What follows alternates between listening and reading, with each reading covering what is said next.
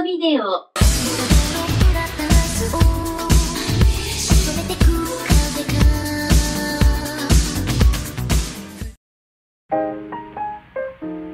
In 1826, author Mary Shelley published the novel The Last Man.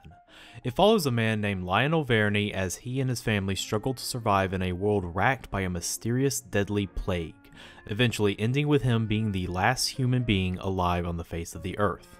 While stories about the end of the world do predate Shelley's piece, namely Le Dernier Homme, or going further back, the Book of Revelations, literary historians generally agree that The Last Man is the first work in the science fiction subgenre known as post-apocalypse fiction. Like many romanticist writers of her age, Shelley had become disillusioned with the humanist ideals that artists like her stood for in the wake of the perceived failure of the French Revolution. The human-centric ideals forged in the Enlightenment era, that had painted humanity as a civilized species driven by reason, had instead given way to barbarism followed by autocracy. As literary scholar Kari Locke wrote, in its refusal to place humanity at the center of the universe, its questioning of our privileged position in relation to nature, then The Last Man constitutes a profound and prophetic challenge to Western humanism. While methods of bringing about the end of the world in fiction have changed over the past 2 centuries, ranging from war to pandemic to resource scarcity to alien invasion, the overall central themes of post-apocalypse narratives have remained relatively similar, asking questions about the nature of humanity in the face of societal collapse. Does humanity turn to barbarism or despotism, and what kind of civilization would be built amongst the ruins of the old world, if it can be rebuilt at all? Post-apocalypse narratives have become the perfect tools for writers to meditate on humankind and its relationships towards savage nature and civil society. You see it in books, you see it in films, you see it in TV shows, you see it in video games, you see it in webcomics, and of course, you see it in anime. 雲、白い、白い雲。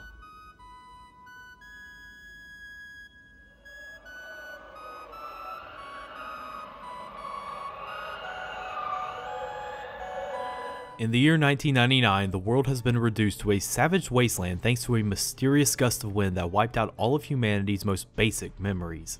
All forms of speech, culture, and civilization gone in an instant, and replaced with savagery driven by pure instinct. だはそれにかかってしまった。そうだ。あの日、世界中にアムネジアの風が吹いたんだ。 One of the last remnants of humanity, named Wataru, ends up befriending a young boy named Johnny, who, being a subject of government experiments designed to expand memory capacity, was able to retain all of his memories. Johnny helps Wataru regain his speech and teaches him survival skills and other basic needs. However, the experiments finally take their toll on Johnny and he dies, but not before telling Wataru that he needs to go out and explore the world himself. In his travels, Wataru comes across a mysterious young woman by the name of Sophia, who also appears to have retained her memories. She asks him if he can take her to New York City, and the two of them set off on a cross-country road trip. Along the way, they observe other remnants of humanity who are coping with their regression to the Stone Age in their own way, and it soon starts to dawn on Wataru that Sophia might know more about the mysterious apocalyptic wind than she lets on. Based off a 1983 novel by vampire hunter D writer Hideyuki Kikuchi, A Wind Named Amnesia is one of Madhouse Studios' lesser-known works of this period. When you think late 80s, early 90s Madhouse, your mind really just harkens back to the stylish, ultra-violent works of my man Yoshiaki Kawajiri. But really, A Wind Named Amnesia really could have only come out of this time period. Thanks to the success of Fist of the North Star, the post-apocalypse was a very popular setting, the collapse of civilization being a very convenient tool for writers to really lay into the ultra-violence that was popular in OVAs at the time. What made Amnesia so unique was that it was a post-apocalypse narrative that really took itself seriously as one. Instead of being a vehicle for showcasing the depravity of the human race and sick fight scenes, the post-apocalypse setting of Amnesia is instead used to explore the themes that literary writers like Shelley did when writing their narratives. Which is good because it's a premise that lends itself well to a lot of thought-provoking questions. What does humanity do when the reset button is pressed and a millennia's worth of human progress is just suddenly forgotten? It's a great launching point for an interesting meditation on human beings and their relationship with modern society. Of course, you do have to be careful when telling a story with such heady and provocative themes, otherwise you could just spend most of your runtime just talking a lot about vague platitudes and not really saying much of anything, and ultimately comes to an unsatisfactory conclusion. And I'm sorry, I think I might have revealed my hand a little too early there. Yeah, A Wind Named Amnesia is not great. Not terrible, but really more of a, this was the best you could do, huh? Okay. Which might be unfair of me to say. This was an anime whose quality was based on some fairly complex writing, an anime that lives and dies by its themes and how it presents those themes, and ultimately it didn't do either very well. So we have to ask ourselves, was A Wind Named Amnesia a good story told poorly, or was it doomed from the start? Hopefully I can come to a conclusive answer and not spend 80 minutes beating around the bush and whoops, there goes that hand again.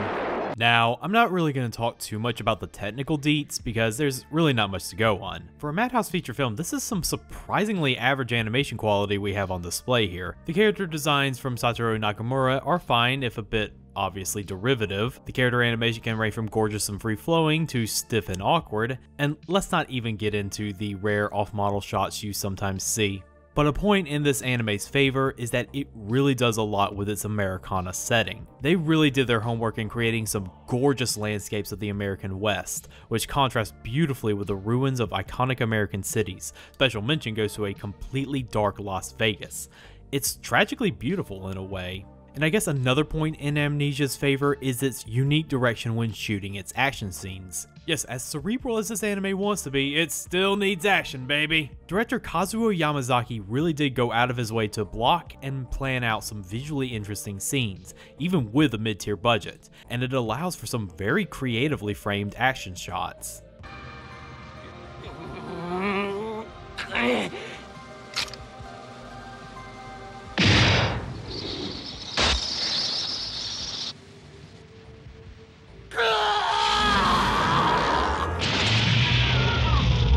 But since this is a very story-focused film at the end of the day, we need to steer back on the road and talk about the story of A Wind Named Amnesia and how it's told. Now, I didn't read the book, I just read a detailed plot summary to see if there were any major changes. Ultimately, the movie follows the plot pretty close, only really any major changes are cutting out a few characters and making the ending a lot more ambiguous. But that's really the broad strokes. I don't really see the intimate details of the book, such as the overall pacing and structure. But if I had to guess, it would feel close to how the film itself is structured. It doesn't take an English major to tell you that A Wind Named Amnesia flows more like a novel than it does a film. Most of Amnesia consists of connected vignettes that could easily be divided up into chapters, and a lot of what happens in between those chapters is so minimal that the scenes between Wataru and Sophia feel like a framing device for half the film. The first vignette focuses on Wataru's time after the disaster and his meeting of Johnny. The second focuses on a large man trying to protect a young woman from being sacrificed to the Wastelander's god, which is a piece of construction equipment. And the third is focused on two people who live in a futuristic Epcot-like city where the two of them play out the lives of every citizen in the city. It's an interesting structure that would be more at home in an OVA format, but it kinda works here. The first story is obviously needed because it's backstory, but the others are compelling in their own right, being short stories where Wataru and Sophia step in to resolve their problems, and they all have the interlocking themes of man's relationship with civilization. On the other hand, when combined with the road trip framing device with Wataru and Sophia, the structure, pacing, and overall tone of the story feels very weird. Amnesia's overall story feels like it wants to be this thought-provoking post-apocalypse narrative, but boy is it ever afraid that its audience will become bored by it. So to remedy this, they feel the need to insert action scenes involving malfunctioning riot robots whenever they feel like the peanut gallery is getting heavy-lidded. You would think that the kind of framing device of Wataru and Sophia traveling to New York would be a good opportunity for them to reflect on their journeys, maybe even argue about their differing conclusions about humanity. And they do that, but only for a few seconds until a giant robot starts careening across the highway, shooting lasers at them, ruining the mood, all just because there hasn't been a designated action scene for the past 5 minutes. Near the last 15 minutes, they get into an extended chase with a robot, also the film could have a marginally more exciting climax that is certainly not artificial and tacked on at all. And if you think the vignette sections are immune to this, you're mistaken. Sometimes it does fit the thematic sense, like Wataru taking down the monstrous construction god in the second story, but then you get scenes like Wataru's first meeting with Johnny being a scene with him battling a psychic gone mad, and it's never mentioned again. But even if you did take out all the action scenes and made it the full-on introspective narrative it was meant to be, it doesn't change the fact that A Wind Named Amnesia handles this narrative and themes with the subtlety of a Louisville slugger. Points aren't so much said as they are belabored to the point of exhaustion.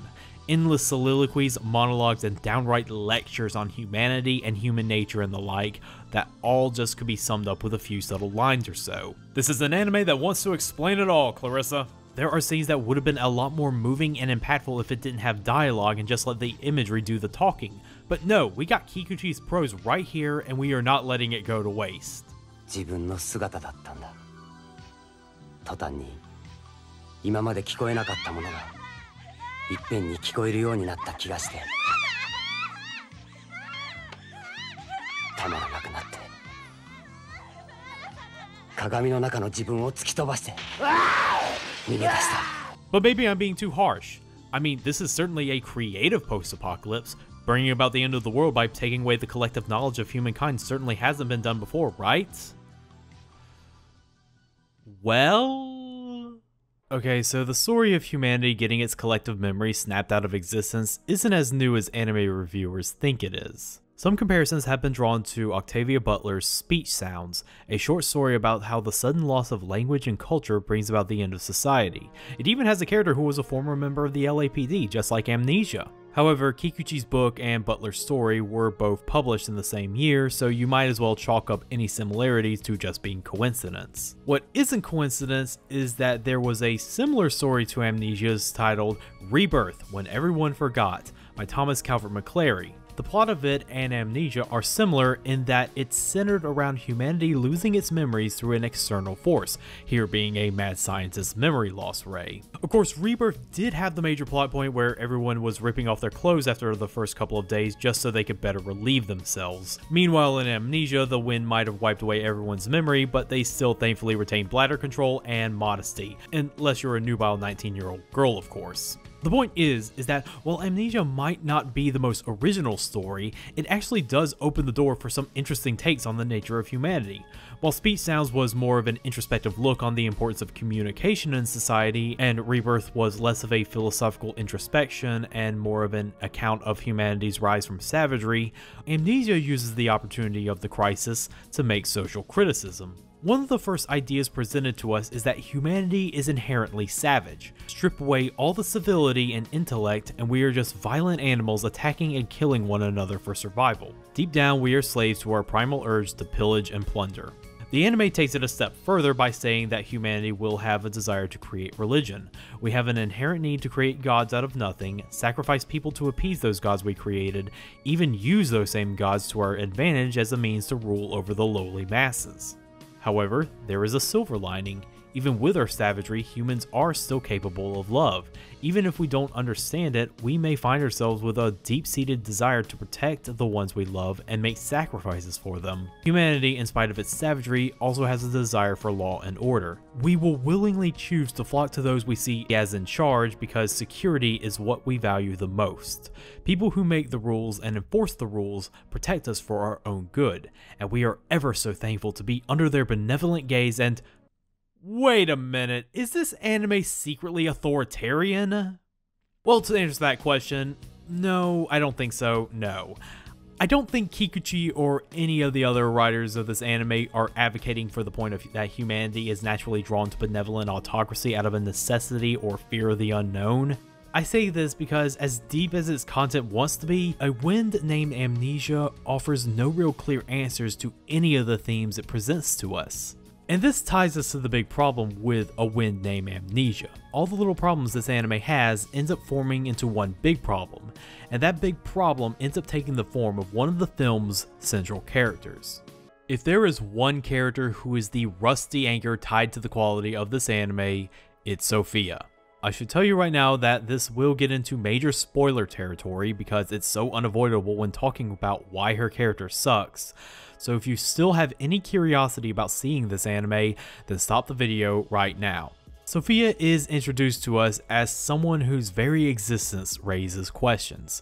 Who is this mysterious woman? Why has she retained all of her memories?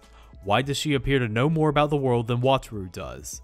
And why does she appear to also have superpowers? Even before we get the answer to all those questions, Sophia wastes no time in being Amnesia's biggest liability. All that talk about endless monologues about the nature of humanity a few paragraphs ago, it mostly comes from her, and it gets real tiring real fast. 記憶を盗んで何をしようというんだ。わからない。でもこう考えてみたら、何をしようというのではなく、何をさせようとしているのかと。I get that we need another character for Wataru to bounce conversations off of, but Sophia really has no other character than just being Wataru's debate partner in philosophy class. Allow me to sum up every one of their conversations between the two of them. I believe X is wrong. You may believe X is wrong, but did you ever stop to think that some people might think X is right? Are you really so arrogant to impose your own morality on other people? So what you're saying is I shouldn't stop other people from doing X? I don't know. Should you? This is seriously some lazy interaction with the themes of the story. They feel less like an actual discussion on humanity's morality in the wake of societal collapse, and more like the half-baked conversations you and your buddies have on the couch one lazy Friday night. Sophia doesn't even really feel that committed to taking a position one way or another, and it feels like she's just playing devil's advocate most of the time, which really causes her moral character to be called into question once she starts doing that on the subject of human sacrifices. なんだろう、砕き飲み干すものって、本当に神様なんているんだろうか。そうね。でも、その神の怒りを鎮めるために花嫁を送ることは、彼らにとって当然の行為なのかもしれない。And even if she wasn't debating for the sake of debating like a master debater, the existence of her vaguely defined superpowers kills a lot of the potential drama this anime could have had. Oops, we might be having some conflict here. Let me just wave my hand, solve this problem, and we can go back to endless navel gazing. But it gets worse, my friends. So Wataru and Sophia make it to Las Vegas, and apropos of nothing, they decide to stand on the cliffside and have a little heart-to-heart. And it's in this scene where Sophia drops this major bombshell and the anime careens off the point of no return for me. そう。あの風を吹かせたのは私たちよ。私たちはずっと見続けてきたわ。この星に最初の原始生命が誕生した時から40億年。そして待っていたの。やがて自分たちの重力圏を飛び出してきたあなた方が私たちの仲間になれるかどうか。でも私たちの大部分は一つの判断を下したの。人類から記憶を奪い、文明という名のプレッシャーを取り除いてみたのよ。その時、裸となった人類がどのような行動をとるのか、それを見届けるのが私の役目。So did you get all that? Not only is Sophia part of an all-powerful alien race, but also part of the cause of the Wind because she and her people were afraid humanity would become too powerful with the advent of spaceflight. So they stripped humanity of their memories both as a means of self-defense and as an experiment to see if humanity could build a better society if they hit the reset button on human progress. And despite bearing witness to all the pain and suffering this frankly evil act her people has done, she still gives a non-committal silver lining answer of maybe this was for humanity's best. Maybe they will build a society where evil men cannot assert their violent desires on other people. We did it, Patrick! We saved the city! Lady, are you blind? That's happening right now at this very moment. Nothing changed for the better. Oh, and the absolute cherry on top is Wataru's reaction. Wataru is shocked by this revelation, and rightfully so, and Sophia even says she understands completely if he hates her. And then it cuts to a montage where they both continue their road trip in silence while a ballad plays, with Wataru obviously being very conflicted about continuing to associate with a woman who had a hand in destroying his world. And then he finally comes to the conclusion that Sophia, even though she had a good hand in destroying the world, she's also the only person he can have conversations with, and guess that's the reason why the both of them have fallen deeply, madly in love with each other. And dude, do you realize how messed up this is? This woman is partially responsible for why you can't remember your original name, what your hometown looks like, and the faces of your own family. Why are you being this forgiving? Call her out. Unload some emotional baggage, make her at least feel some guilt before romantically sucking on her titties in front of the Virgin Mary in a very confusing bit of symbolism. And if you want to know how this anime ends, it ends with Sophia going back to her spaceship saying she'll try to convince her leaders to give humanity its memories back, but she can't make any promises. Yep, it ends on a purely non-committal note. The nature presents these themes about humanity, human nature, and its relationship to civilization and authority, and takes no strong position on them. It doesn't argue for or against any of the themes it presents, but just places them down and says, these are things that exist. Blue Submarine number 6, as sloppy as it was with its own themes, at least used them properly, and it was able to come to a satisfying conclusion about humanity's need to adapt in a new world and how killing one man won't solve the problem. A Wind Named Amnesia, on the other hand, just ends on a note that screams, Really makes you think. What does that even mean? A Wind Named Amnesia is not a good anime. In my research for this, it seems like so many anime reviewers of the 90s and 2000s were willing to give this anime a pass because it grappled with complex themes. But we live in a time where the air is lousy with anime that has complex themes and topics and handles them with a lot more care and grace than Amnesia does. Amnesia has a good approach to its ideas, but fails to fully capitalize on them. And then at the end, throwing up its hands and saying, it's an anime that fails to commit to anything. It wants to be both a hotshot action tale as well as a cerebral post-apocalypse drama, and ultimately becomes neither. There is no satisfactory catharsis to be had once a Wind Named Amnesia passes, just a slight sense of boredom alongside an unfulfilled feeling of wanting more. In other words, the perfect feeling for an anime that ends on one big shrug.